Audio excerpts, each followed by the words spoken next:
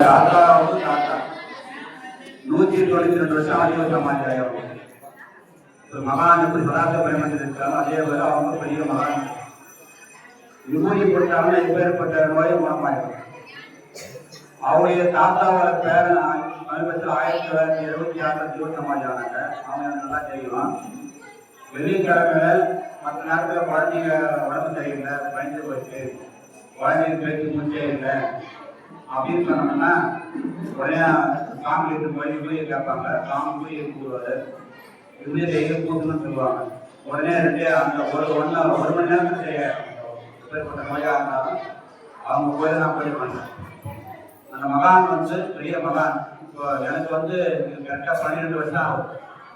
முதல் வருஷம் பிரம்மோற்சவத்தில் சாமி எதிர்வாகத்தில் போய் அந்த நான் கொடிமரத்து மேலே தூக்குறாங்க. எதிர்க்க மகளிரெல்லாம் இருக்கிறாங்க, நான் எதிர்க்க நிற்கிறேன். தூக்கி அப்படியே கால் மேலே வர மேலே போட்டேன். நல்ல காலம் முன்னாடி காமிச்சாங்க. ஒரு 5-6 பேர் அடிக்கடி விநாயகர் பெருமான் பார்த்தாரு. விநாயகர் மேலே வேண்டி விநாயகர் கைப்பற்றி போச்சு. அவர் தாங்கினார், நம்மளை காப்பாற்றி. அந்த 10 நாட்கள் நடக்க முடியாம காடு வைத்து போய் டெய்லி அலங்காரம் பண்ணணும், சாமிக்கு ஏகம் பண்ணணும், கடைசி நாள் புறப்பாடு அலங்காரம் பண்ணணும். அந்த வழியை பொறுத்ததுல எல்லா வேலையை முடிச்சுட்டு ஒரு 5 நாள் பொறுத்து வியாண்டா போறாங்க. அங்க எலும்பு கூட மீக்கி போட்டா கூட நிறைவேற்றுவாங்க. சரியா ஸ்கேன்லாம் பண்ணாங்கன்னா ஸ்கேன் பண்ணி பார்த்து எவ்வளவு நல்லா கேள்வி போச்சுக்க, ஒன்றும் பண்ண முடியாது, ஆப்ரேஷன் பண்ணலாம், ஒரு 3 லட்சம் ஆகும். அந்த அளவுக்கு நம்மளுக்கு வசதி கிடையாது. சுகாதாரப்படுறது பக்கம் லாபம் என்ன பண்ணிட்டாங்க, அது ஆப்ரேஷன் பண்ண சுத்தம் நடக்க முடியாது, பண்ணாதீங்க. அப்புறம் சாமியில் விளையாட்டு பெருமந்திரையும் மகான் பற்றியா நம்ம வாழ்க்கை காலத்தில் மனதில் நம்ம போட்டு செய்யலாம். என் மேலே கால் மேலே போட்டு முடிஞ்சு போச்சு. அதனால் நீங்கள் தான் நடைபெறீங்கன்னு டெய்லி அது சாமியுடைய விபூதியை மேலே பூசுவேன். அப்படியே மட்டும் தீர்த்தத்தை கால் மேலே தேய்ச்சிடுவேன், மேலே தேய்ச்சிடுவேன்.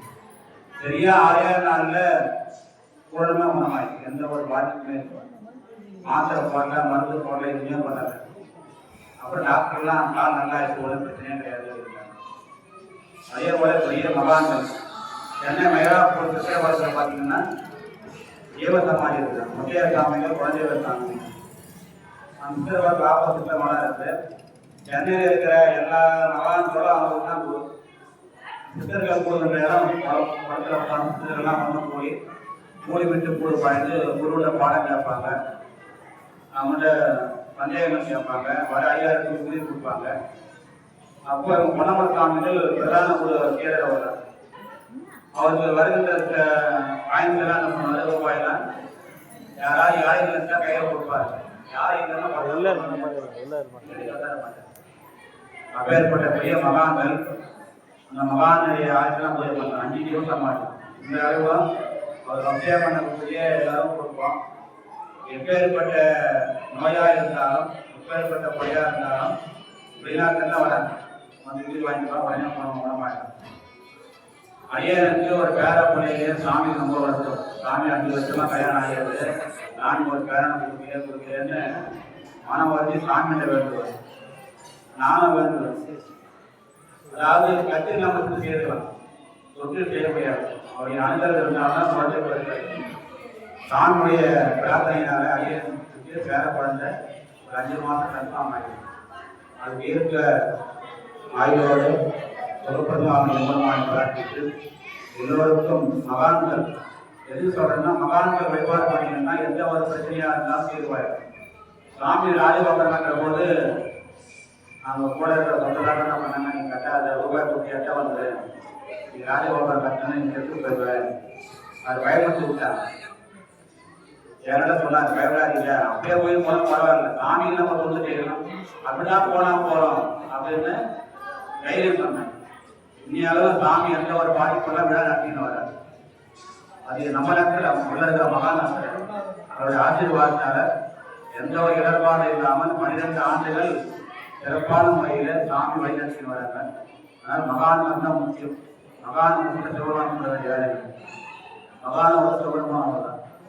அதனால இந்த சங்காத்தத்தில் பெரிய 5 சிவசமாதி மகான், அவருடைய குடும்பத்தை சார்ந்தமாக பேர பிள்ளைங்களா இவங்க யாரும் கையூரில் பிசிஆர் அக்வார் வாட்டர் கம்பெனி ரிலேபிள் வாட்டர் கம்பெனியில் அவங்களோட தம்பியோட கம்பெனி அதில் மேனேஜ்மெண்ட்டாக இருக்காங்க. அடுத்த மாதம் அவர் 60 லட்சத்துக்கு அடையாளம் தான் பண்ணியிருக்காங்க.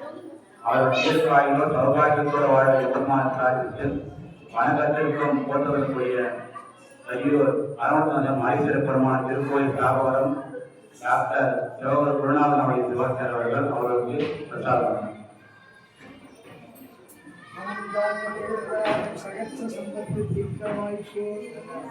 Diba?